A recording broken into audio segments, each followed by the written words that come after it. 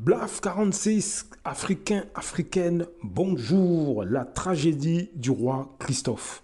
C'est une pièce de théâtre qui a été écrite par Aimé Césaire en 1963 et qui a été mise en scène en août 1964. Alors pourquoi je vous parle de ça? C'est parce que Aimé Césaire était un grand homme.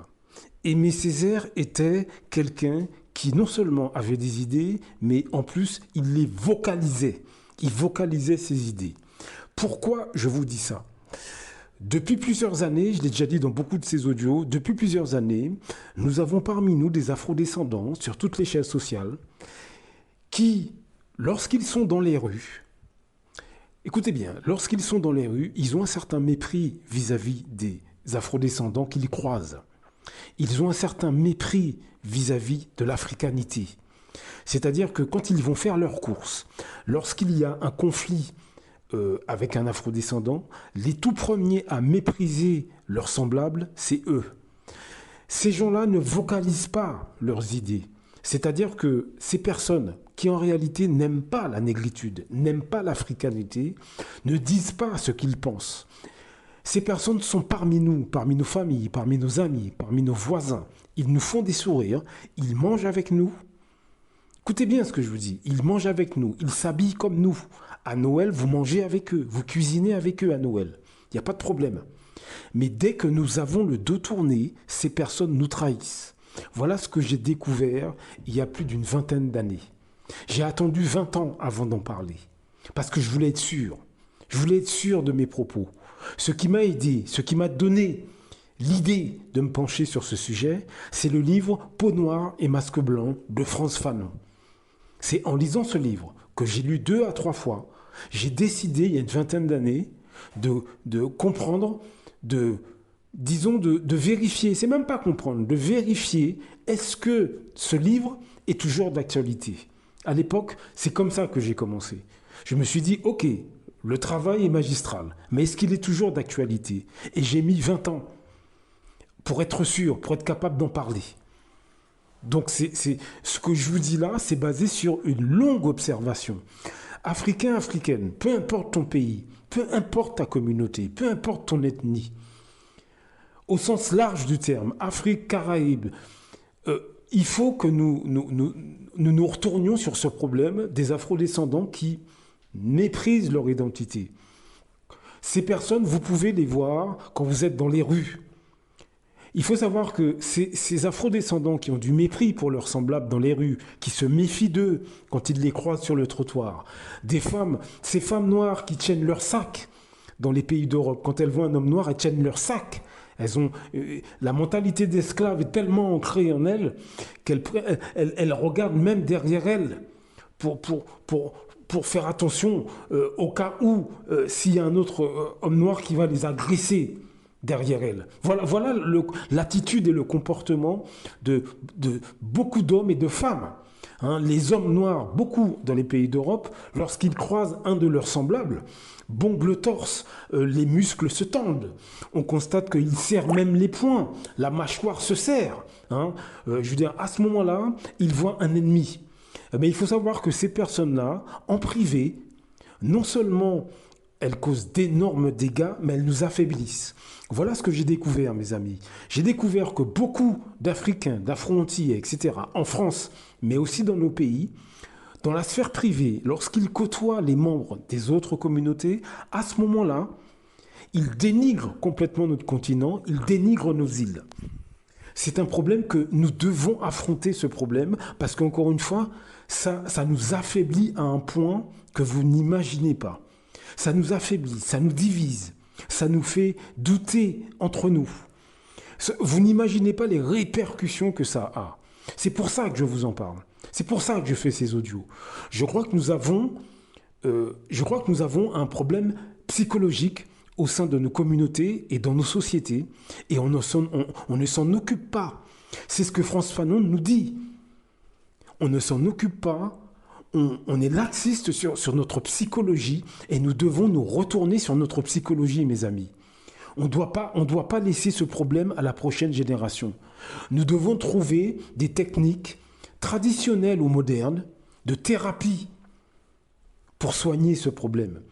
François Fanon nous explique dans son livre Peau noire et masque blanc que nous avons des problèmes mentaux. Nous avons des troubles du comportement. Et ce n'est pas en achetant des voitures et des maisons que ça va se régler. Nous devons en parler. Nous devons déjà dans un premier temps en parler. Parlez-en au sein de vos familles, parmi vos amis. Parlez-en, parlez-en. Nous avons un problème. Nous avons des afrodescendants parmi nous qui ont des troubles du comportement. Et c'est une maladie qui n'est pas traitée. On n'aborde pas ce sujet. Et ça va nous sauter en plein visage. Je vous assure, même des jeunes qui ont 15-16 ans ont les mêmes comportements de mépris d'eux-mêmes. Donc, je ne suis pas en train d'extrapoler ou d'imaginer quoi que ce soit. Nous devons regarder ce problème en face. Je vous assure. Je vous assure. Les gens que je vous décris applaudissent l'esclavage quand ils sont au sein des autres cultures. Voilà ce que j'ai découvert. Beaucoup d'Africains, d'Afro-Antillais, nés ou pas nés en France, nés ou pas nés dans nos pays, lorsqu'ils sont au sein des autres cultures, lorsqu'ils sont avec la belle famille étrangère, à ce moment-là, beaucoup applaudissent l'esclavage. Beaucoup rabaissent intellectuellement leurs semblables. En gros, ils rabaissent leur culture pour se faire accepter chez les autres. Voilà ce que des centaines de milliers de Noirs en France font, mais aussi dans nos pays, Afrique ou Caraïbes. Voilà les répercussions que ça a. Donc non seulement ça nous affaiblit, ça nous divise, mais dans le regard des autres, on est rabaissé dans le regard des autres. Parce que imaginez une seule seconde qu'un Arabe, un Chinois, un Occidental entend un Africain ou un Afro-Antillais ou un Afro-Guyanais, un Afro-Réunionnais tenir ce type de propos, que l'esclavage c'était bien. C'est parce que c'est comme ça que beaucoup de gens que vous connaissez, que vous croisez tous les jours au sein de vos familles, parmi vos amis, c'est comme ça qu'ils parlent quand ils sont au sein des autres cultures. Mais vous ne le savez pas. Vous ne le savez pas. Il faut que vous ayez conscience de ça. Vous ne le savez pas. Vous ne savez pas que ces gens, c'est comme ça qu'ils parlent. Pourquoi ? Parce que devant vous, ils font des sourires, ils écoutent du rap ou de la musique jamaïcaine pour les plus jeunes, ils écoutent du gospel pour les plus âgés, etc. Ils s'habillent comme vous, ils se coiffent comme vous, ils ont le même accent que vous. Donc, vous ne vous imaginez pas que cette personne parle comme ça. Mais je vous assure que sur toute l'échelle sociale en France, une catégorie d'Africains, d'Afro-descendants de tous bords, c'est ce qu'ils disent quand ils sont au sein des autres cultures. Imaginez une seule seconde, quelqu'un qui entend un Afro-descendant parler comme ça. Lorsqu'il vous voit, vous, qu'est-ce qu'il pense d'après vous ? Posez-vous la question, qu'est-ce qu'il pense ? Qu'est-ce qu'il pense ? Lorsque, par exemple, vous êtes en France, vous allez passer une interview pour un boulot. D'après vous, le recruteur qui est en face de vous, qui a dans son cercle privé ce type d'afro-descendant, qui, depuis plusieurs années, il entend cet afro-descendant dénigrer, rabaisser complètement les cultures noires. Quand il vous regarde, vous, pendant que vous passez l'entretien, quand il vous regarde, vous, d'après vous, à quoi il pense d'après vous ? Voilà l'une des répercussions que ça a. Réfléchissez, quand vous êtes, par exemple, en France, vous imaginez, vous, tous ces gens qui côtoient en privé, parce que beaucoup maintenant d'Africains, d'Afro-Antillais, etc., sont au sein des autres cultures. Je veux dire, et pas uniquement par mariage, ça peut être des collègues de travail, ça peut être des collègues de foot, ça peut être des collègues de plein de choses, des mamans qui côtoient d'autres mamans dans les crèches, etc. Imaginez, mais écoutez ce que je vous dis. Imaginez les répercussions que ça a. Tous ces gens qui entendent ce type d'afro-descendants parler, vous avez, parce que c'est une parenthèse que j'ouvre, vous avez énormément de femmes africaines ou afro-antillaises ou afro-descendantes de tous bords qui ont des enfants métissés et qui s'en vantent parmi les Occidentaux. Je les ai vues des dizaines de fois, mais elles ne vous le disent pas. Ça, elles vont pas s'en vanter, mais elles s'en vantent. Je ferai un audio là-dessus. Vous imaginez toutes ces personnes donc qui voient ces afrodescendants dénigrer leur culture, donc en privé, et qui, quand elles sont dans les rues, elles voient des afrodescendants qui se méprisent du regard entre eux. D'après vous, quel genre de répercussions ça a pour tout le monde ? C'est la question, moi, que je vous pose. Réfléchissez.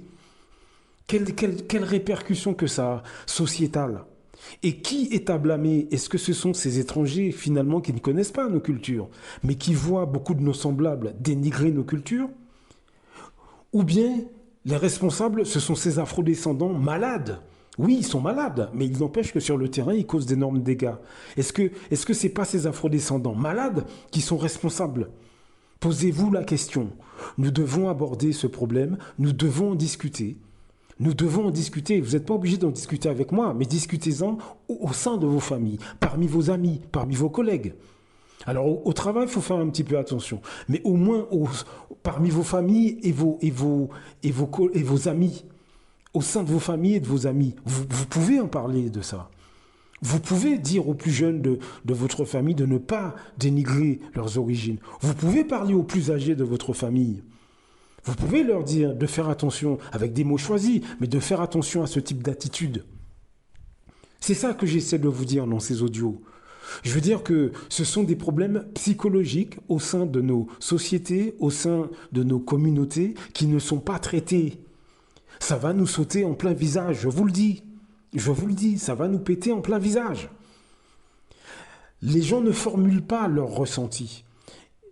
Mais en fait, ces gens qui n'aiment pas notre négritude ou notre africanité, ils formulent leur mépris au sein des autres communautés, en masse.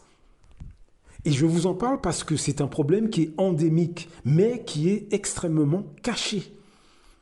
Moi, j'ai enquêté sur le sujet pendant longtemps. C'est pour ça que je peux vous en parler. Mais c'est un problème qui est endémique et sur toute l'échelle sociale.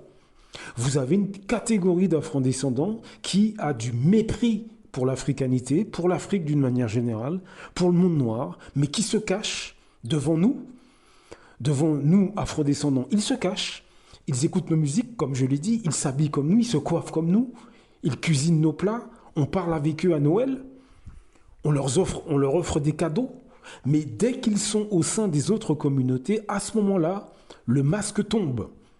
Dès qu'ils sont dans les rues, dans l'anonymat du quotidien, à ce moment-là, le masque tombe. Est-ce que vous comprenez? Ça a des répercussions catastrophiques. Et ça, c'est un problème de santé mentale.